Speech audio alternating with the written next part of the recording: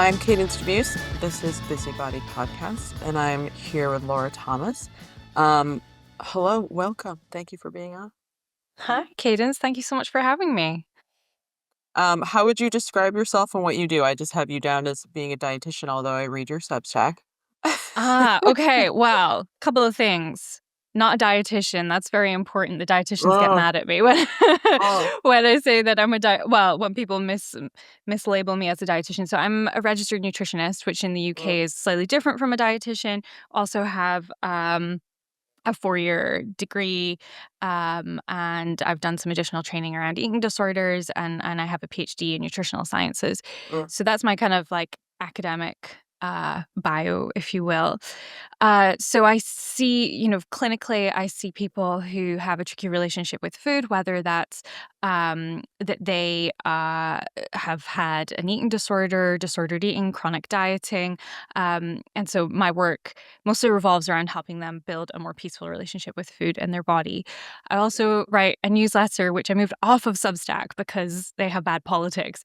But I'm now on Ghost, and the newsletter is kind of have another snack.com. There, I guess the thread that that ties all of my work together is sort of this idea of complicating the overly simplistic narratives that we have mm, around mm. food, around bodies, around nutrition. Um, to yeah, hopefully help people kind of again have a bit more perspective, a bit more peace around food, and kind of help reorient the conversation towards things that are probably more important than just constantly thinking about what we're eating, when we're eating, and how much we're eating. I Um, love that phrase, complicating the simplistic narrative, and also that's a way for people to find peace, because normally the idea of complicating something is not peaceful, but I think you are really articulating this binary that we're always in around food in our mm. bodies, which is actually incredibly stressful. Yeah. Yeah. I think it's really it can be really tricky when we get stuck in a sort of all or nothing, black or white perspective around food. That tends to be the kind of way that I see most people show up. Like in terms of my clinical work, they're coming at me with these very fixed ideas about good and bad foods or healthy versus Mhm. unhealthy. So yeah, I hope to in that sort of one-on-one work bring a degree of nuance to that conversation, and then in my writing to, yeah, kind of fuck shit up. I Yeah, should have asked yeah, if I'm allowed to swear on your podcast, but absolutely, it's too late. absolutely. Um, I first kind of want to just place us. You also lived in the States before you lived in London. Yeah. And do you see a lot of similarities or big differences between the way the US and the UK has education around food, access around food, awareness of like where your food is coming from, how your food Mm, is getting to the grocery store? That's something that I think is a really interesting conversation around um, a lot of this binary thinking. Like Americans are really in a lot of ways addicted to like efficiency and kind of newness, and so we're really fall prey to this next fad of like smoothies or power bars or like whatever this, oh, it's going to solve all your problems, here you mm, go, because we actually don't have our own food culture to begin with. Like it's a little harder to sell that on like um you know Italy or something mhm. to really disrupt Yeah. lunch, basically. It's very easy to do in the US because you can't name what an American just eats for lunch. You could eat anything you want. Choose a state. Like, Yeah. Yeah. I think, I mean, for context, I did my PhD, my postdoc in the US, and so I was there for about 7 years altogether. And I think I kind of came up in the sort of Michael Pollan, mhm, Eric Schlosser, kind of Marion Nestle school of like you vote with your fork, mhm. bit like Food Inc., remember that? I don't know if you Yeah, remember that yeah. documentary, Forks Over Knives, like that, like that was kind of that was the, like the zeitgeist at the time, I think, when I was doing my postgraduate work. Uh, and so I don't know, that is a very particular food culture that I was immersed Absolutely. in, and Um, I was also, like, on campus. We had a community garden, a student-run community garden. It was an agricultural university. We had, like, a student farm. There was, like, local farmers markets. I was near Austin. Wow. Some of my research focused on, uh, people's dietary intake, people who sort of identify as being, a locavore and eating predominantly a local food diet. So, like, that was a very particular, Yeah. type of food culture that I was immersed in, so and I think that there is something uniquely American about that as well, that we don't have the same we have something that's maybe parallel to that in the UK, but not that very particular thing. So obviously, I'm talking about like I moved back to the UK over 10 years ago now. Hmm. So the whole food landscape has changed. And right now, I think, as with the US, the conversation here is centered around either ultra processed foods or GLP-1 receptor Hmm. agonist drugs, Hmm. the weight loss injectable drugs. So, I'm not sure if that really answered your question at all, but that's kind of like this the sort of if I'm situating myself now, that's where we are. The US tends to really romanticize European food culture, Hmm. and I would say probably the UK is more similar to the US in a lot Yeah. of ways than maybe other parts of Europe. But I don't have anything empirical. That's just vibes. Sure. Like I don't have anything Sure. empirical to base I would that on. also vibe agree on that in my experience being in the UK, Yeah. that Yeah. there's a more similar like work culture, capitalist culture, a long Mhm. hours, hardworking kind of grind that Yeah. is I mean, whenever I go to France, I'm absolutely astonished to see families playing with their children at 5 o'clock. And I'm like, Yeah. wow, people left Yeah. work and now they're home and they have time to go to the playground, both parents if it's a heterosexual couple. Yeah. Um, which you just don't see in the States. You don't see Mhm. dads until it's Sunday, basically. Mhm. Yeah. Yeah. I mean, it's like I think those sort of working conditions that we have in the UK are a bit better than the US, like in Hmm. terms of labor laws, but yeah, no, I hear that. And I have a school-age child. He's 5. Um and I do see a lot of parents at the playground, but it's always mothers, just Yeah. always the moms. And yeah, we don't see the dads very often. But yeah, that's a whole other conversation. But it does, link to, um a lot of your writing is about the guilt and the pressure that mothers experience as the almost kind of sole, um, providers or kind of directors s of their children's food intake and Mm, nutrition, um and the way that mothers can never win. If she's making everything from scratch, everyone is kind of hating on her, and if she is is using things that are more prepackaged or a little bit, more convenient, as one might say, then she's also being criticized for allowing her child to eat things that have preservatives or mm, colorants or whatever. mhm. Can you speak a bit more about your kind of how that s started to become or was it always a focus for you before you had a child? Did it I'm sure it amplified once you did. Mhm. I think it's yeah, a lot of people read my work as sort of me having had a child and then being like, "Oh, you're doing the whole, like, mompreneur kind of thing." Mm, And I've always worked with parents, in my nutrition practice. Um Parents, mothers usually would come to me looking for some support around their own relationship with food and their body, particularly in that really tricky postpartum period. mhm, And, you know, they may have developed like some disordered eating as a way of coping with just like the relentlessness of parenting.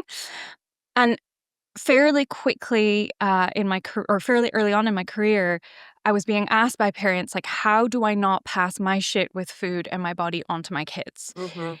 And I was like, yeah, they didn't teach me that in any of my degree programs. And so, I did my own sort of work with, for example, the Ellen Satter Institute, looking at things like the division of responsibility in feeding, which is a really popular tool model for helping parents just take the pressure off of feeding Mm. their families. Um, I've done some training with RDs for neurodiversity with Noreen Hunani, who does some great work around feeding children with ARFID or who are otherwise neurodivergent. Mhm. Um, and so, yeah, this has just been kind of ongoing work in the background in terms of like my professional development. And then when I started writing about it on my newsletter, parents were, yeah, into it. So Mm. kind of just, it's kind of gone from there. And I think to begin with, that work was sort of more focused around the practical aspects of feeding a child. So the division of responsibility in feeding, kind of taking pressure off parents if their kids won't eat any vegetables, kind of reassuring them, okay, well, they get the same nutrition from fruit, which of course is true.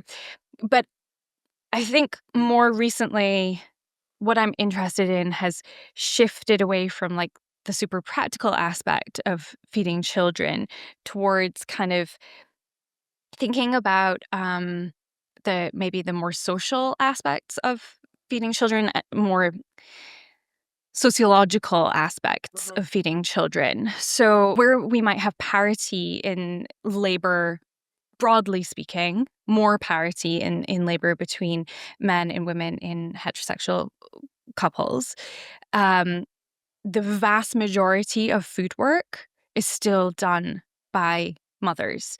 Mhm. And I think that that's a really important thing for us to hold on to when we are talking about changing our eating habits, talking about moving away from ultra processed food, talking about, eating more from scratch, organic, local, whatever it might be, because we have to. What we're not saying when we're saying that is who is responsible for doing the burden of that work. Mhm. Mhm. And so that's kind of where I'm trying to shift the conversation and also thinking about who benefits when mothers are busied with the work of feeding children perfectly, right? Mhm. Wh- Mhm. what does that take us away from? Mhm. And I'm thinking about that in terms of like political power, right? Yep. If we are, I think of a lot of the pushback that I've seen lately around ultra processed foods in particular is kind of I'm thinking of one article that I wrote about. So there was a newspaper report by an investigative journalist of a sort who talked about the increased use of like baby food pouches. Mm. And at one point she's making this quite flippant argument that you can get a kilogram bag of sweet potatoes for £1.10, right? So this is really cheap if you get it from a kind of a Yeah. lower cost supermarket. And I was like, but you're only looking at the the monetary value of that food. And Right. in by doing so, you are discounting that mother's labor, that mother's time, the cognitive, the emotional, and the physical burden of preparing those foods. Um, and so I see that as part of a broader project to redomesticate women. Mhm. Mhm. Mhm. Women have been like, I don't know if you've noticed, Kate, but they've been getting out of the house. They've been going to work, getting politically organized, mobilizing, and they have the vote and everything. It's crazy. Um, and so when we see and the conversation around ultra processed food in the UK is predominantly driven by men who are not doing Mhm. any of Mhm. this food work. Mhm. And it's not that I'm not saying that we need to consider the diets of children. I'm not saying that there, objectively there is poor nutrition amongst many children. Mhm. And so the argument is not, oh, she's pro ultra processed foods. I kind of Mhm, am, but mhm. maybe we'll come to that in a second. My argument is that we need to not to place the burden back on the individual is just replicating this sort of neoliberal pull yourselves up by the bootstraps kind of approach to nutrition. Mhm. So it's placing the burden and the responsibility back on individual people rather than, but this is a social problem, right? So it needs a Yeah. social solution. Um, that's so brilliant, and I wanna just couch that a little bit because I think, um, obviously, in the States, we're also dealing with this trad wife thing, and it's It's very all fascinating connected. to Yeah. me. Yeah. It's very fascinating to me because I grew up in the Northeast, close to Vermont, Maine, a lot of hippie culture, a lot of back to nature culture, which was like ultra liberal. And Yeah. that was where people made their own granola and they made their own peanut butter. And I grew up going to co-op markets Yeah. that I have a lived in very, Ithaca for 2 years. oh, I get that's where I it. am right now. Yeah. Um, the co-op market that has like the very specific smell from the bulk aisle, these places, Totally. where you're Yeah. getting Yeah. sprouted soybeans and things like that. And now that's really this like right wing thing, supposedly, which is just absolutely bizarre. Um, Mm. and I think what's really interesting to me is that I see, and I'm very much a feminist, and I see this weird rise where like women entered the workforce, particularly in the 80s. There was, especially in the US, a lot of media around this like power woman, the boardroom Mhm. The woman. girl boss, yeah. Yeah, The and then proto girl boss. yeah, and the like the big shoulder pads woman entering the workforce and essentially trying to be like a man or finding like the female version of Mhm. being a man, and not changing capitalism at all, just entering it, not Yeah, even it's the on our own terms, just finding our how to get in there. And we have these, people like, I don't know, there like, whoever, I can never remember her name, but the woman who's the editor at Vogue that everyone is afraid of. Anna Wintour. And her, yeah, it's like you Mhm. have these women that seem like, "Oh my god, she's so powerful," and all this stuff, and it's like, she sounds like a horrible person to be Yeah, around, she's like, terrible.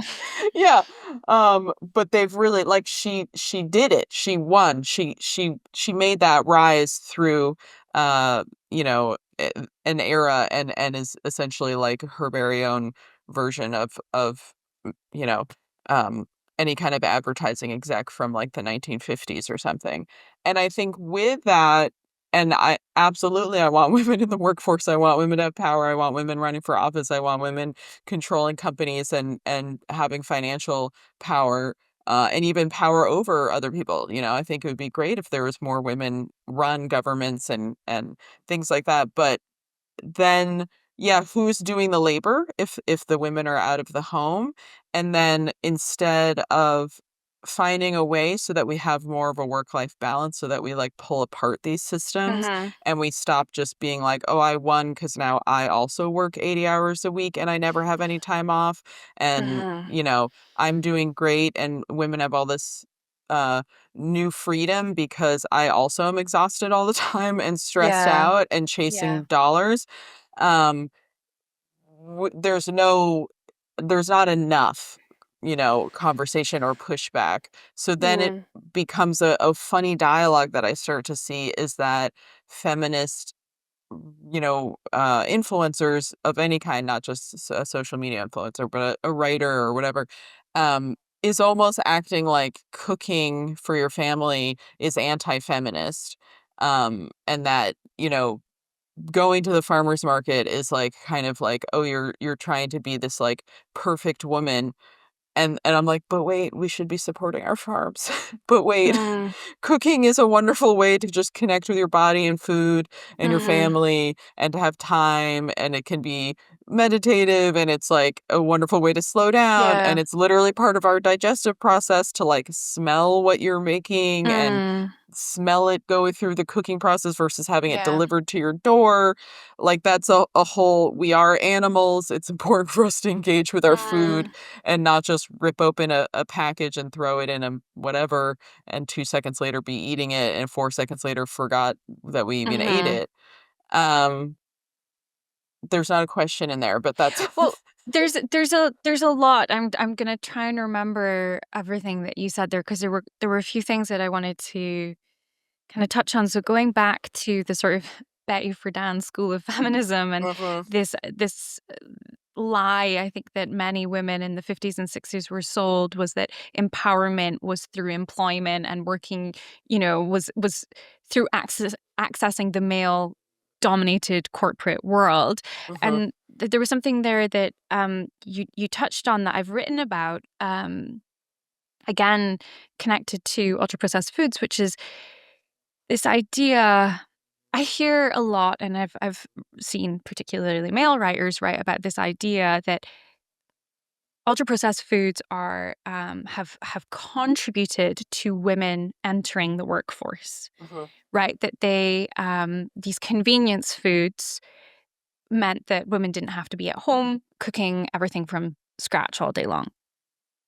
And it is true that in the 50s, 60s, 70s, as new technologies like refrigerators and freezers became available and ready meals and those kind of like early sorts of ready meals and packaged foods started to hit the supermarket shelves, that women embraced them.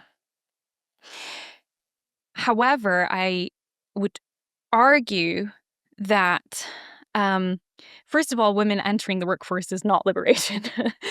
Secondly, I think that's an ahistorical perspective because it discounts all the women of color, the poor women, the otherwise marginalized women who have always worked, who have Yeah, never had a choice not to work. So when we say that women entered the workforce in mid-century, what we're actually saying is middle class, well-to-do women who have people working for them at home already, yeah, doing the domestic labor. They were just bored shitless, so they've decided to go and work in the corporate world because maybe that's a bit more exciting. I know it's like I'm being facetious somewhat and oversimplifying things, but so that was my first kind of thought, and secondly, to your point about sort of the shoulder the power suit, shoulder pads, kind of 80s sort of corporate girl boss. Um, there's a fantastic book that I read recently. Uh, it's very intense, so it's not necessarily like a easy bedtime read. But Sophie Lewis, who's a fantastic thinker and writer, wrote about enemy feminisms, I'm reading which that are right now. yeah, it's fantastic. Yeah, And yeah, so I think, essentially what she's talking about is that this very serving, self centered type of feminism that isn't based on any kind of coalition with other marginalized groups is not. It's not liberation, right? It's just it's kind of reproducing patriarchal structures, but yeah. with women in them.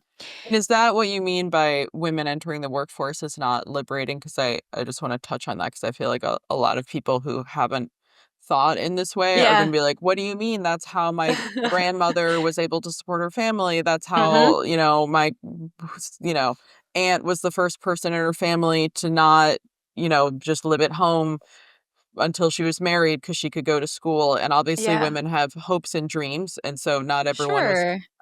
staying at home and having their nanny raise their Yeah. children and then was like, "Oh, I guess I'll join the workforce to have something to do." There are women who want to be doctors and pilots and engineers and, um Yeah. Absolutely. And Alan Sears writes about our sort of um the innate fulfillment of work, right? As humans, we are creative, and part of that is making things, and whether that's like tools or woodwork or food or gardening or whatever, we have to, right, to survive as a species. We need to work. But I think what I'm talking about is work under capitalist, extractive, um, you know, under systems of dominance where we have a capitalist class and we have workers, right? And Mhm, these mhm, workers don't own the means of production, don't own um, their. We are forced to sell our labor in order to survive, and so I think a more liberatory approach to work would be where we have we abolish the capitalist class for a start. That's obviously enormously idealistic, but I think that when we are what we're saying when we say that women should assimilate into work is that we are trying to redeem capitalism, mhm, which I think is an irredeemable system of exploitation and domination, rather than thinking of alternatives. I don't mhm. necessarily know what those alternatives are, um, but I appreciate we've also gotten quite far away from talking about food, but I mean, I think this is the conversation to have around food. Like, this is, I'm not a nutritionist, but I obviously spend a lot of time talking with my clients around just them healing their relationship to their bodies. So we Mm, end up talking about food. And mhm. I stay in my lane that I'm not helping them, Yeah. actually like count their protein or whatever, or help their diabetes or something. But often what I try and do is try to help them see that they're being preyed upon if they're like, oh, at 4 o'clock, I'm just in the break room eating M&Ms, and I don't know, I can never figure out how to just like Mhm. bring food to eat at work. And first I try and help them just see the whole scenario. You have limited time. Why? Because we're not allowed to be late. We have all these structures, like we have this culture around productivity and grind and giving up on, Mhm. your own self. You're not allowed to show up late and be like, oh, well, I just needed an extra time to make lunch. And there's another world where people would be like, great, good for you. And I trust that you'll get your work done, you know? Mhm. But instead, people show up frazzled and they skipped breakfast and they're on their third cup of No, coffee. but surely the socialized approach to this would be for work to provide your lunch for you. Exactly. It's really fucking simple when we think about it, but we don't because we're so in that mindset this neoliberal value of kind of self-sufficiency and self-reliance, but we are interconnected. We rely on each other. And it's not too much to ask that your work I mean, o that would offer you be some food, like that that would be the amazing upheaval. For example, I had a client who is a woman who's a emergency surgeon. Um, Super cool job. She loves her job. And it means that she gets sent to different areas of the hospital, and all over different wings. She has no place to leave anything. She doesn't have like one localized spot. So she literally can't bring even like like a snack pack. bars. Yeah. Yeah. Mhm. Nothing. She has to rely on what the hospital gives doctors to eat. And as we all know, the doctors have some of the worst nutrition possible and are often suffering from I all know. kinds of problems. And so they're like, we have basically just candy and soda in the room. And she's like, Mhm. so what do I do? And I was like, I can't wave a magic wand and figure out a way for you to get this like amazing, salad with everything you want and some delicious, Mhm. grains on the side. I was like, I can't.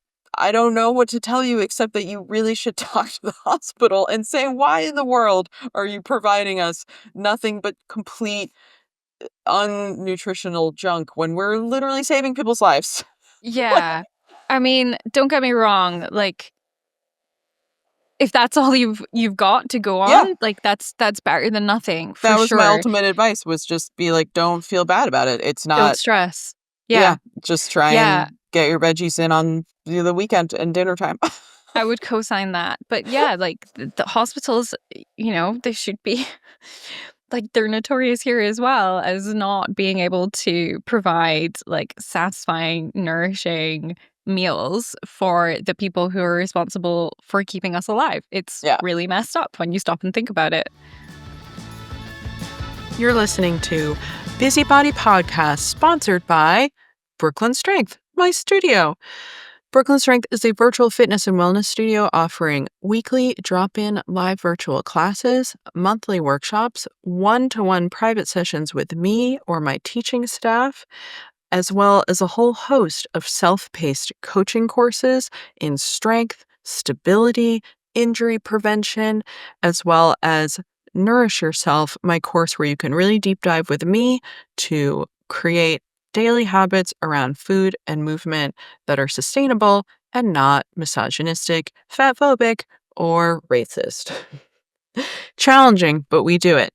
If you would like to support this podcast, you can support Brooklyn Strength by signing up for our classes or supporting me via Substack with a subscription. Hope you're enjoying this show. Can you also just um, frame for us what you mean by ultra processed foods? I realize for some people this definition is unclear. And yeah, just food processing in general. Or I can kind of give you my understanding. Um, Yeah, sure. I had the also kind of in my mind, especially in the US, I would imagine similarly in the UK, um, kind of food processing really took off after World War II when a lot of the US industry changed from developing things that were going into war and then realizing like, oh, look at all this crazy stuff that we figured out how to make. Mm, And so then all of a sudden we had all this like Wonder Bread with like we can shove vitamins into this like highly uh it, like breads, it's I can never remember how to describe how this is, but like a lot of supermarket bread never goes through the fermentation process and it gets injected with things so that it doubles in size extra fast and all these things, and then they mm, fill it with preservatives, and it's so far from like a true baker's bread or a bread that has a natural process to its sort of um pre-baking experience where it actually like pre-digests a lot of the proteins and um grains and all these things. And so for me, like my first thought about processed food and ultra processed food is that they were really kind of fun, Twinkies. They were really like this new thing, and they were very mhm, much like treats. And I think for a long time in the US, they were just like these party things and a fun treat to have.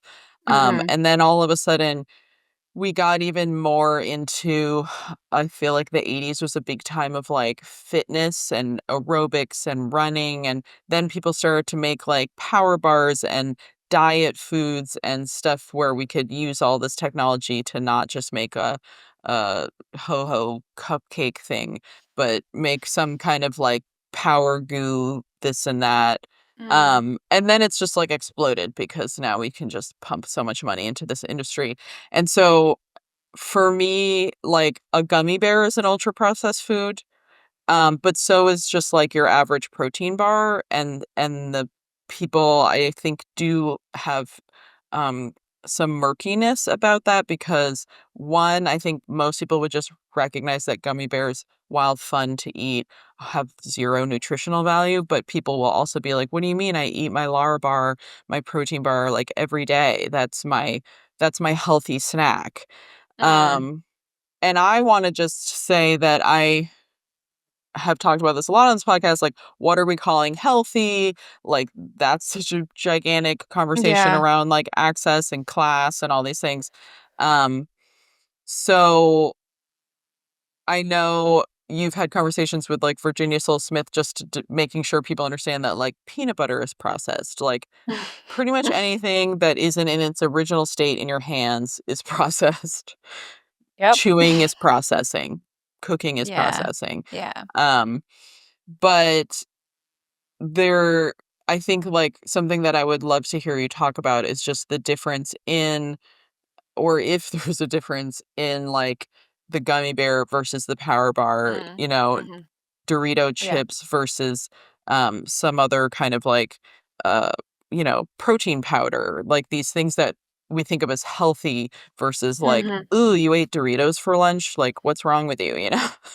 I mean, first of all, I love Doritos. But secondly, I'm wondering if it might be helpful for me to just give, like, a little bit of context and background around ultra-processed foods. I mean, I've written, like, 12,000 word I did a series a couple of years ago that's, like, 12,000 words just on ultra-processed foods, and I've written several articles since then, um, just looking at different facets of ultra-processed food because 'cause I'm really interested in, yeah, how much it has captured the sort of public imagination in a way that I don't think other nutrition and diet kind of fads have. And so I'm quite interested in how this has broken through, and I think it really is a reflection of the current state of politics, which has swung really far to the right. That's the right. Um, so ultra-processed food is a term that was coined by a Brazilian researcher circa 2009, called Carlos Monteiro. He's, at Sao Paulo University. And he developed this classification system called NOVA, whereby we can group foods into 4 different categories or groups. And I think it's really important to say that NOVA isn't necessarily a hierarchy. People seem to think that it's like 1 is best and 4 is worst. That's not exactly how it was intended to be used. It was intended as a public health tool, Mm, not as a personal project. So the first group is either unprocessed or minimally processed foods. So it kind of has 2 parts to it. So unprocessed or minimally processed foods are things like you were kind of suggesting that come more or less straight out of the ground. So it could be fruits, vegetables, meat, eggs, grains, foods that we think of more or less as in their natural or whole state. And for people just listening, I'm doing that in kind of scare quotes because those terms are also kind of woolly. But broadly speaking, that's what an unprocessed or minimally processed food would be. Group 2 is uh, a mouthful. It's processed culinary ingredients. mm, So they might be derived from a uh, uh, uh, uh, a minimally processed food, a group 1 food. So it could be something like butter from milk, mhm, or soy sauce that's been fermented from soybeans, or oil from olives, or any food really. Um, or things like sugar actually are considered a processed culinary ingredient. So those are group 2 foods. Group 3 foods I tend to think of as being group 1 foods plus group 2 foods, y- you know, um, not mashed together, but like used together to make a meal, right? So um, it's anything really that you cook at home from scratch, right? That would be considered a processed food. And I think that kind of messes with people's brains a little bit because we colloquially use the words processed food to mean, and again, in sort of inverted commas, junk food. mhm, mhm, But mhm, it's not. Like you alluded to before, cooking is a process. Chopping, boiling, roasting, steaming, all of these things are processes. So, the food that you make at home or you buy in like, your kind of from scratch restaurant, neighborhood restaurant, like those are processed foods. So are things that you might get from the farmer's market, like cheeses that have been fermented or sourdough bread. Those are considered processed foods.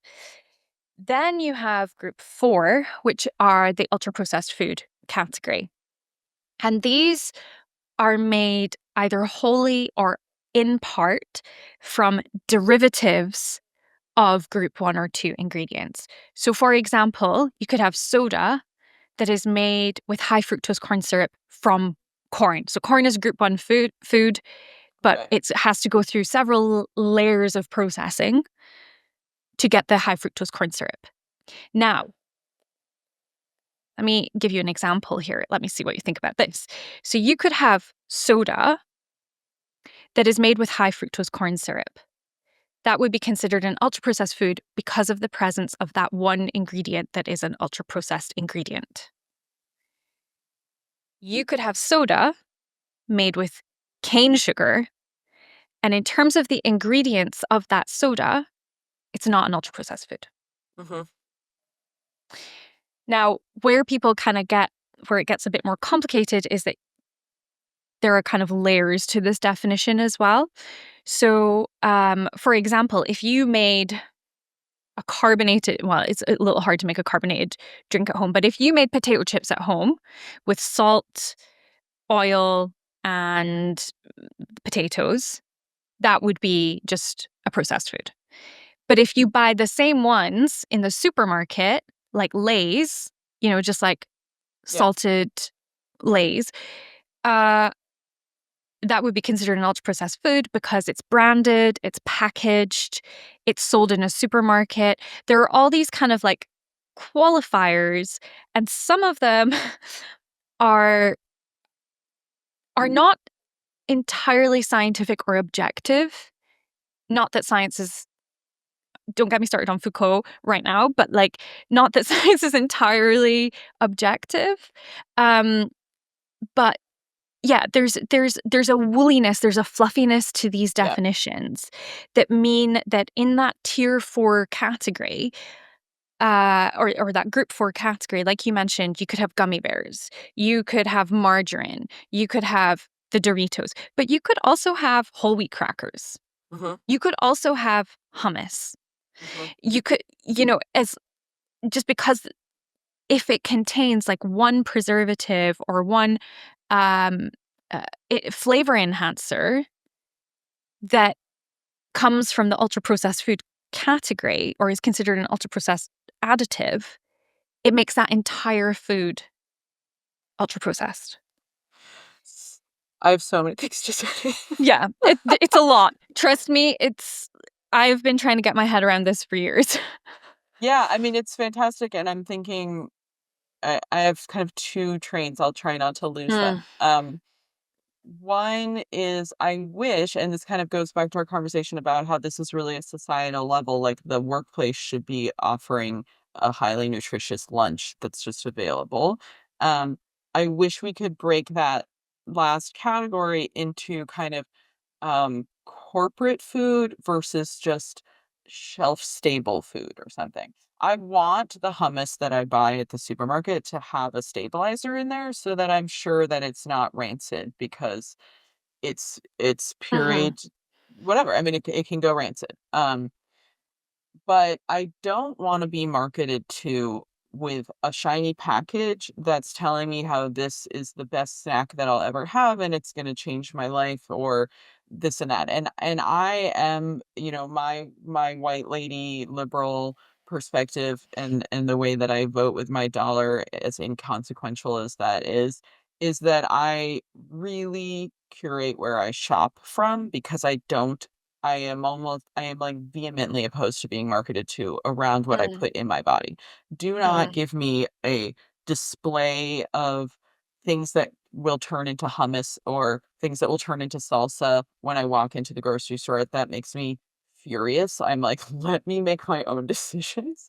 So for mhm, me personally, when I'm in Brooklyn, I do shop at a co-op because it's just whatever, it's I can walk around the store, and I think that's something that I want people to understand that when you go to, like, a regular name brand grocery store, they literally arrange the store so that you're being kind of manipulated as to what you're looking at, and mhm. then they might even get paid to have displays of Lay's chips when it's close to 4th of July and we're all out Sure. barbecuing and things like Mhm, that, and so, to me, a big part of the ultra processed food thing is is there literally a capitalist company behind this that has designed food to be really appealing visually, obviously to be very appealing in the way that it tastes, and even more insidious, they've actually created food that never satiates you. So you can sit and eat an Mm, entire canister of Pringles because they're designed to just not fill you up.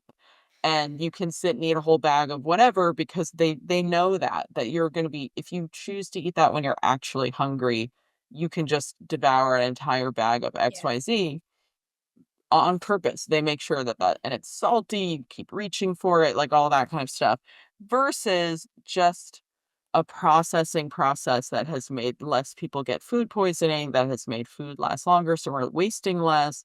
Those are Yeah. two real, like, cultural values that I think are part of that muddying. Yeah. Wow. I have a lot of different thoughts flying around about this because, like, I think the book Ultra Processed People by Chris Van Tulleken came out in the US as well. It's been huge here. Mm, I fucking hate that guy. I'm not gonna lie. Uh, but I don't like, I'm sure he's a great guy. I don't have time for his book and the sort mhm, of hysteria that it has caused around what he might call and what have been termed the corporate determinants of health. mm, And okay, I will I will just say upfront, like, I am not a friend of the food industry. I have no sympathy for, these kind of mega cores that exploit the workers, that exploit the environment, that may be using predatory marketing practices. But for me, like, that's just capitalism. That is how capitalism works. I don't want to be marketed to. I don't want my child to be marketed to, but that equally goes for, like, plastic toys as it does for food, right? So, mhm, what I think there are a couple of different things that I think I struggle with when it comes to this conversation around ultra processed food. First of all, well, okay, one way that I think it's maybe helpful to think about the food industry, I will offer this and, people can go about their lives as they wish, but, like, let me offer this. Um, I see the food industry as having a lot of similarities and a lot of parallels with big pharma. mhm, In big pharma, there are bad actors. In the food industry, there are bad actors. That does not mean that we should get rid of medicine. That would be outrageous, right? We need medicine. In the same way, unless and until we have a completely socialized food system, we are reliant on food manufacturing. We are reliant on industrial food production to one extent or another. And, yes, I think companies and corporations should be held accountable for all the things that I said before about, like, really, we need to make sure that we eradicate exploitation at every single level of the food system. We need to be thinking about care of workers, of farmers, of agricultural seasonal workers, um, you know, meat packers, everybody, the animals, the land, all of that stuff we need to be thinking about for sure. I'm not the best person to speak to those things. Um, and and this is the point that Chris Van Tulleken and all his buddies seem to neglect, is that when we are so myopically focused on the food industry, we are missing absolutely everything else that contributes to a such massive disparities in health and well-being amongst different populations. And we could get rid of ultra processed foods tomorrow. We could stop the marketing of them. We could do all of that stuff. It's not going to solve child poverty. It's not going to, reduce the Black maternal death rate. It's not going to, abolish prisons. It's not going to stop whatever the fuck ICE are doing right now. It's not going to end the genocide in Gaza. So this is I guess my soapbox is that when we are so focused on the food industry, we're missing out on all these other social and structural determinants of health. And again, if we are, and I'm not saying that we shouldn't address the food system, right? That is a piece of the puzzle. But that I don't think is what is going to get us close to body liberation or liberation in the broader sense. Agree. I mean, I think I'm preaching to the choir, but yeah, that's my take on this whole Um, conversation about ultra processed foods. It is a massive, gargantuan distraction. yeah, yeah. Um, yeah, I can't agree more. I'm actually gonna look at my notes because I feel like I wrote something about kind of similarly about that. Um, yeah, I mean, I had in my notes that just all this we live in a world with all these phrases that come up in all these food fads, whether it's giving up gluten or dairy or sugar or Mm, whatever. And now because of the GLPs, people like to talk about food noise. And yeah, I'm always just like, all of this stuff is just part of capitalism. It all also relies on a very uh, Western, uh, kind of first world, which I'm putting in quotations, um, hyper access to food, right? Like going into the grocery store in the US, in Europe, in the UK, you can have anything you want at any season at any time. And so these issues are not issues in places where that's just not possible. And so we keep missing the forest for the trees because we're like upset that the average overworked person who doesn't have a lot of education around food, who just wants to provide for their family, goes into a grocery store that has manipulative marketing, as any capitalist, large corporation is yeah. going to have. Um, and they are now overwhelmed, and now they're Mm, anxious and they don't know. They read a quick headline that said, this is bad, or their friend has given up gluten, or obviously the mhm, whole weight loss industry is saying that pretty much anything is bad depending on which, you know, diet you're looking at. Um, totally. and so that person is really lost, and now they're saying that they have food noise, which I'm putting in quotations, which is like, I would say you just have anxiety. Like, I mean, it's just like, um, and then we have GLP uh, injectables coming in, which is just like this very, in my perspective, apocalyptic option to this kind of version of late stage capitalism that we're in, that we've created this cycle where people, I think, do have food addiction, that they do rely on, they have brand loyalty to whatever fast food because of all the nostalgia and the way that it literally affects people's brains, when we eat that Mhm. kind of food. And I don't think that Well, that's. sorry to interrupt your thought, Please. but you've mentioned a couple of times this idea that the sort of hyperpalatability of ultra processed food, and I don't think that the science is entirely clear on that. And in fact, one of the leading researchers at um, the NIH in the US, Kevin Hall, he's done a lot of work. He's done one of the very few controlled studies that we have on ultra processed foods. Um, and found that, and sorry, when I say controlled studies, I mean it was a randomized control trial, which is very, very difficult to do on these types of foods. Um, and and what he found was that people who were eating an ultra processed food diet, their energy intake from ultra processed foods did go up initially, but then it kind of leveled off.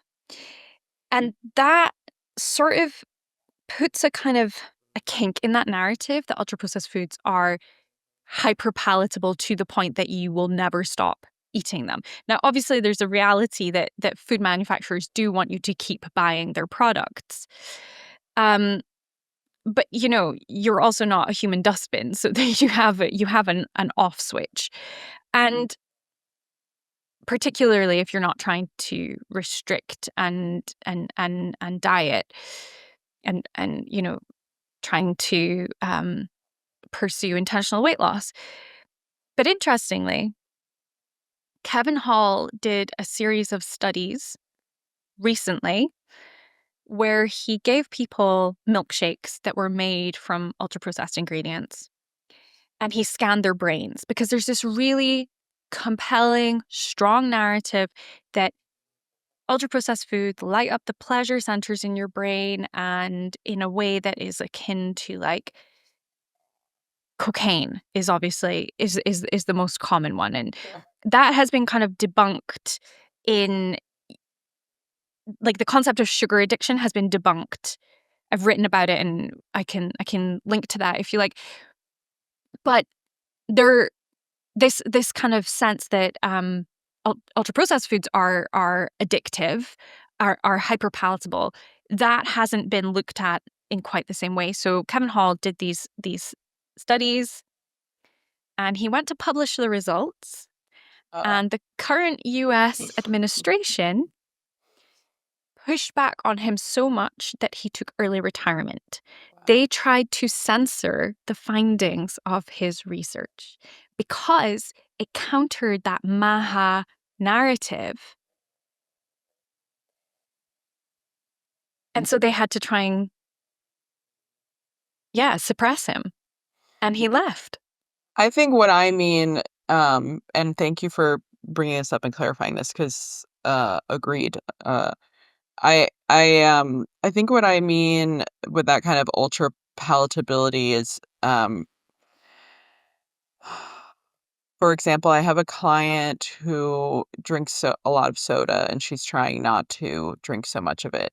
Um, and she told me that she doesn't like sweet things, and I said, I don't think that's true, because soda is incredibly sweet, and if you Mm, drink it all the time, you don't realize how sweet it is, and then if you eat, like, a strawberry, which is very sweet, it actually tastes almost sour.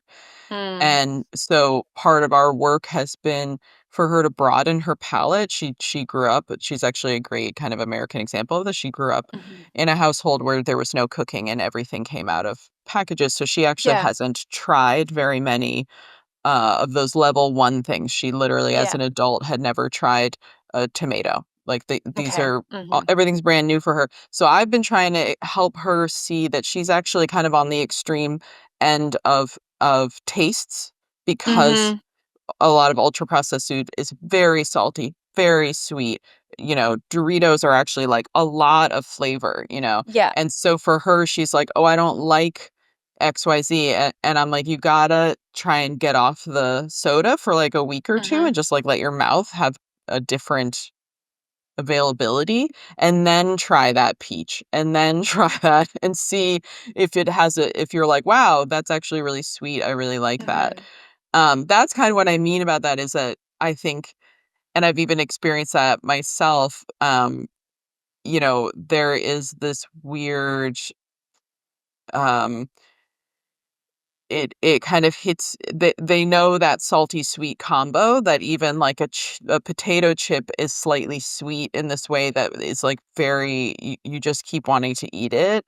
Hmm. And yes, I think absolutely we have an off switch, and I'm not imagining that people are somehow expandingly eating more and more and more junk food. I think it's more that people, this is purely anecdotal, that I see who have this kind of, I will, this is a kind of a judgmental perspective, but like a really unexamined like loyalty to like a brand, like they love their In-N-Out burger or their like Hmm. Wendy's, this or that.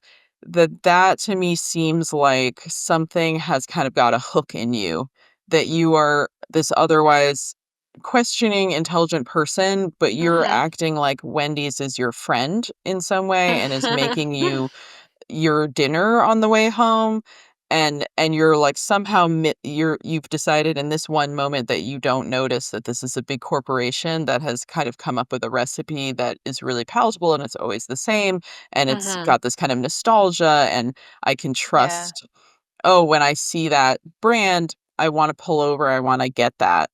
Yeah. That to Yeah. me is the insidious, and that not a not addictive in the true sense, but there's something Yeah. really strange about that. I don't pull over when I see a grocery store to make a peanut butter and jelly sandwich, but I have 100% seen friends be like, "Oh my god, a Starbucks," and just, like, pull over because they now all of a sudden Yeah. want a Starbucks whatever drink, and I'm like, "2 seconds ago, you didn't want that." Yeah. Yeah, like I mentioned, I have a 5-year-old, and it feels really important to me to teach him to be critical of the food industry, of marketing, of yeah, advertising. We talk a lot about BDS,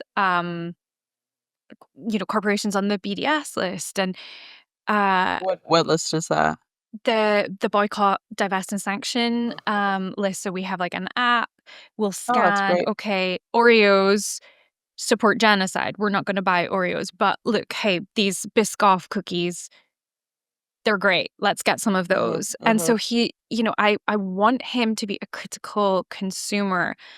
Um, that feels really important to be in the same way that I also want him to be really critical of diet culture and of messaging that's telling him that he needs to have like this jacked body because mhm, he was mhm, assigned male at birth, right? Like mhm. eh, there's so I guess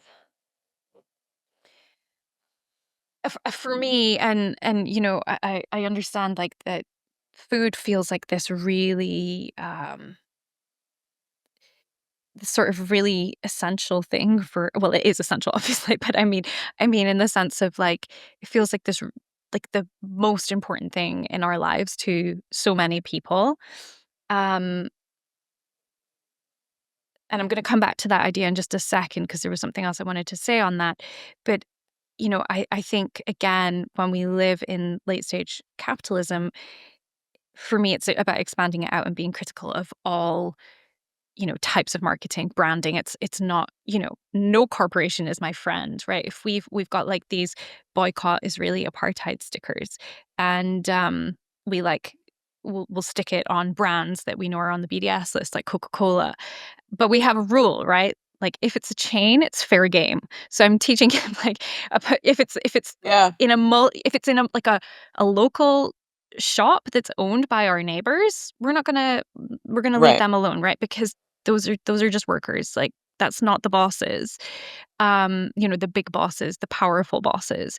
But if it's a chain, it's fair game. So we put the stickers out in the big brand supermarket. Yep, Um so I'm kind of trying to teach him like the difference between like a big corporation versus like a independent yep. shop.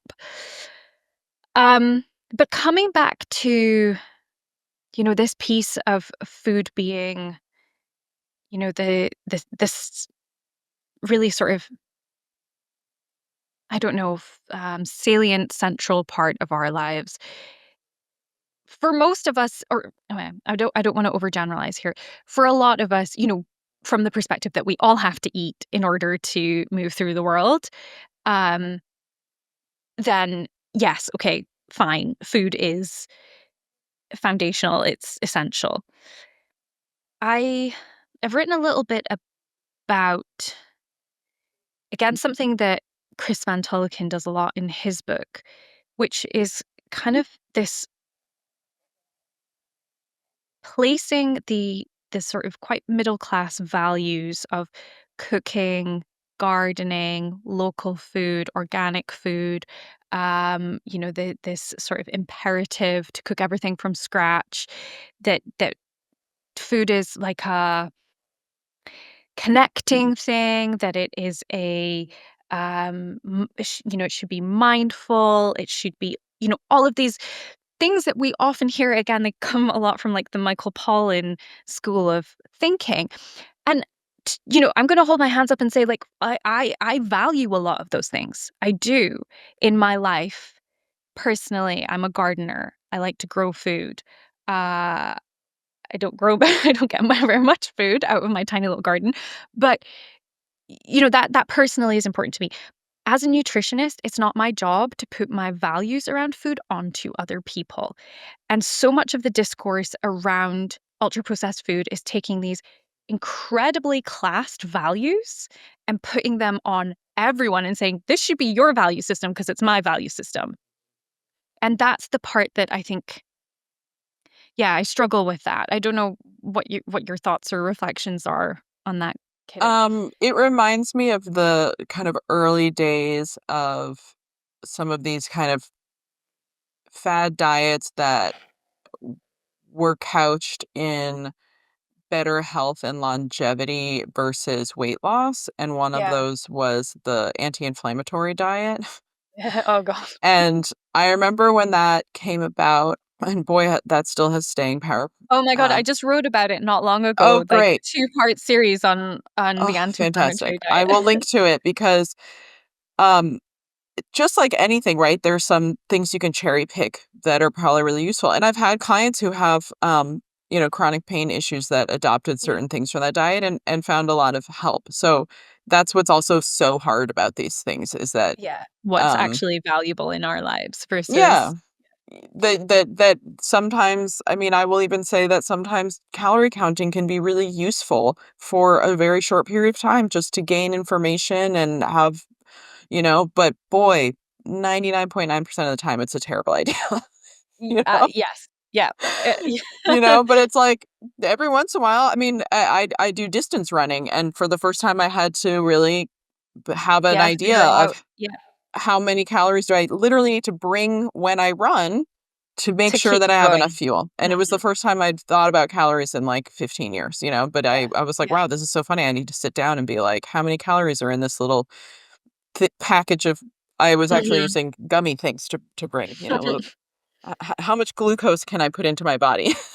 Yeah, for sure. um so when that anti-inflammatory diet came about, and one of the big parts of it was saying that tropical fruit are inflammatory in some for some reason, and and everyone suddenly was against mangoes and pineapple, and very bizarre. um and you're supposed to eat fatty fish, and my partner at the time is Salvadorian, and I wasn't paying much attention to this, but you know I was talking about my clients who were on it, and he was like, "Yeah, it's a white Northern European diet. It's blueberries, it's cold water fish, it's a Nordic diet, it's white supremacy." Like, he was like, "Are you Yeah, really telling me 100%. that the average Central American who's living on beans and chicken and pork and fish that are tropical, so they don't have that fat layer, they all have inflammatory diseases?" Like, This is it. Yeah, I was thinking the same thing. yeah, and it's the same thing for me with the seed oil thing right now. I'm like, that's Mm, literally all South Asian food is cooked in seed oils. mhm. Are they all keeling over with all these issues? Like, No, and also that a lot of hot countries fry things. That's a big part of the culinary and cultural of very hot places. Indian food, Vietnamese food, like whatever you wanna name. And so when people, I mean, I had friends visiting last summer who were like, "Well, it's the frying. It's when the seed oils are fried. That's when it gets you." And I was like, "Really? Tell me more." oh, Like, um, yeah, have a pakora, have a, you know, I'd hit that right now. I'm hungry. crispy noodles. Yeah. Um, so that's just, yeah, that's really just my reflection of what you've said is that it I hope both of our work is out there helping the average person who doesn't that it's not their profession to, like, pick apart these things, Definitely. just be able to go to a restaurant and order something and not freak out about it, or, like, not buy the chips that are baked so that without any oils, like, this, like, "Here, pay an extra Yeah. $5 because we're using all these ridiculous ingredients so that your potato chips somehow are devoid of any of these issues, and also, like, make potato chips at home if you want, or buy the ones at the store, but don't fall for the, like, "If I eat these Lay's potato chips, I'm killing myself and my children," or I need to buy the super bougie ones that cost 4 times as much because they're, like, baked in, I don't know, Yeah, that it's probably somehow lard more now? Like, how do we get virtuous. away from seed oil and go back to lard? Well, and then, if you ask Chris Van Tulleken, he would say if it comes in a package, doesn't matter what's inside it because, you know, microplastics or Right, some right, right, such. I sure, don't yeah, know. yeah.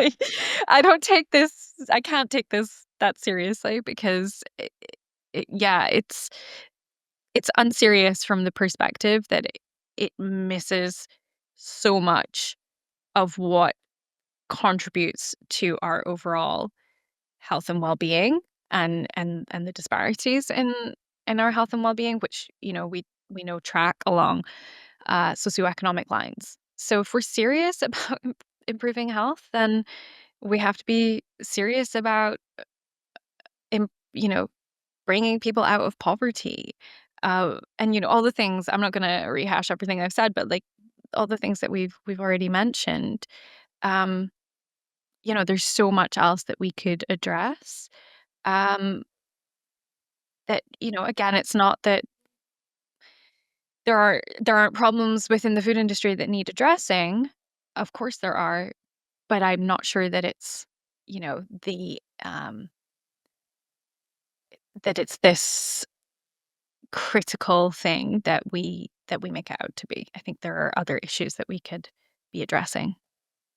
Absolutely. I mean, I'm trying to find a way for us to sum this up to kind of give people, like, a tool for their lives, and I think thinking critically is always the way, and I think, unfortunately, often people are not surrounded by people even, in their own close community who are open to that, so if they're getting pressure from, their family, their partner, their mother, their whatever, it's very hard to turn around and be like, um actually, I'm not doing this anymore because it's occurred to me, whether it's that Oreos support genocide, and so actually I'm not buying Oreos anymore. We don't have them in the house anymore. Get over it.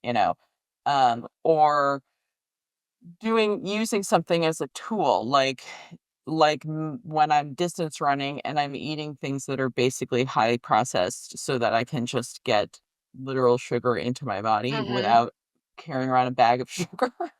Mhm.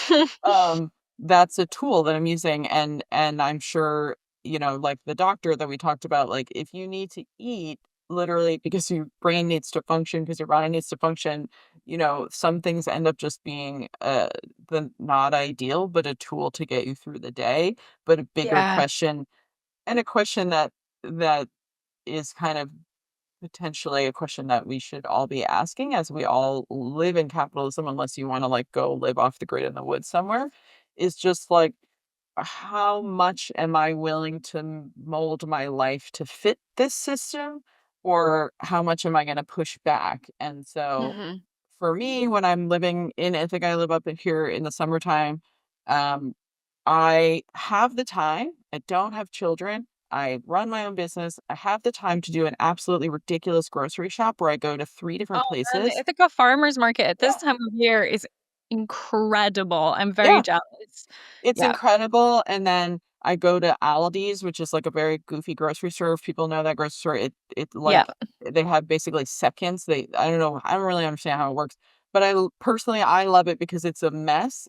You never know Mm. where anything is. There's no marketing, and you're just, like, wandering the aisles being like, "What do they have?" Like, so Yeah. that's where I get my canned stuff or my olive oil, and I do like a whole round, and it's a very long and incredibly inefficient way to get my food, but it works for me and it fits Mhm. my values about how much Mhm. I want to spend and where I'm willing to go and who I'm supporting. Yep. But it's somebody else who's getting their groceries delivered from Stop and Shop or whatever, where they don't touch any of it and they don't choose any of it, and they're just like, using a very capitalist system that's, like, preying on the fact that we have no Yeah. time to source our food. I'm not judging that, but I would ask that person, if you think it's better to outsource all of your what literally is going in your body to low paid workers, to a capitalist system, to just random brands, Yeah. is that really what you want to keep doing? Like, where does that end? Like, I think it's Yeah. less that we will just keep, eating and eating and eating more Doritos or Mhm. whatever. It's more that we will continue to outsource what literally is the building blocks of our Yeah. health to companies and marketing and corporations if Yeah. we're not thoughtful. I guess this is where the logic of choice comes in, because oftentimes, again, for all the reasons that you've just articulated, although we can understand that, our shopping habits play into systems of extraction and exploitation, many of us, because we're on low incomes, because we are just trying to survive, we don't actually have much choice in that, even if it's something that we personally value. And um yeah, this is something that I've written about, and again, in connection with Chris Van Tolkien, because he presents it as a simple choice of opting out of ultra processed food. Mhm, And for so many people, for so many different reasons, it's not. And if you can, that's incredible. And I guess personally in my life, I try to think of like what is accessible to me in terms of like, yeah, we do the whole BDS thing, but my kid still likes to watch stuff on Disney Plus. mhm, So mhm, like I do my best where I can, but I'm not perfect. None of us are. Um and so like, yeah, my friend has this saying of and I don't think it's hers. I think it's just like a kind of in social justice spaces, this idea of being hard on systems, soft on people. So like, what is the system that is um like creating these conditions, rather than like what is our individual behavior that, yes, might be contributing to and upholding these systems, but again, if we don't have much choice or say, like, what else can we do? I don't know. yeah, yeah, I think that is the huge question, and, um, I hope that this conversation around this kind of food just continues to inspire that, because I do worry that sometimes it turns into, um, I'm stuck in a system, there's nothing I can do, and so here I am Mhm. relying on these brands that are fully, Yeah. um, manipulating me and want me to be caught in this endless system. So how do we not put it on this individual who's already like overtaxed and overstressed to like Yeah. push back, solely against this system? Um, and yet at the same time, if there is going to be some kind of revolution, you do need the Amazon worker to say, you know what, I need to be fed at work. Yeah. you Yeah. know? No, we need to get them. I don't know what the status is in the US, if they're unionized or not, but I know Oh, that. that's a huge thing. That's why I said Yeah. that, because they're constantly trying to, some have successfully and some Some have been rights, and squashed, yeah. and yeah, Yeah. it's like a whole thing. But I think that's the yeah, if the poorest people and the most marginalized people are the ones that also are bearing the brunt of foods which are generally non-nutritive, then yeah, how can those people also be lifted up, and like what support can people like ourselves that have more access and voice do for that, and the general population that does have more ability, um not the general population, but people generally who have more access and options, instead of just smugly going to the farmers market, how can they advocate for those people or push Yeah. back on those corporations in their own way? Yeah. For sure. I don't know. I don't I know. don't know either. I don't have the answers, I just have lots of questions. Exactly.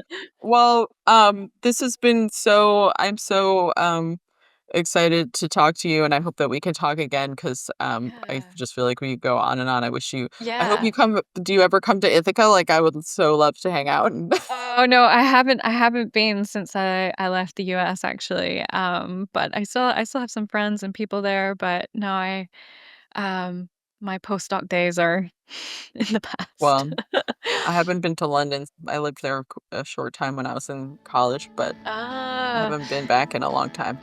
yeah, well, Since give college, us I've been back, but not in a long time. yeah, well, we'd love to have you anytime. Well, thank you so much. This was fascinating, and thank you so much for the work that you put out. And Thanks, Cadence. Yeah, I think we successfully, complicated things, hey? good, good. What we set out to do.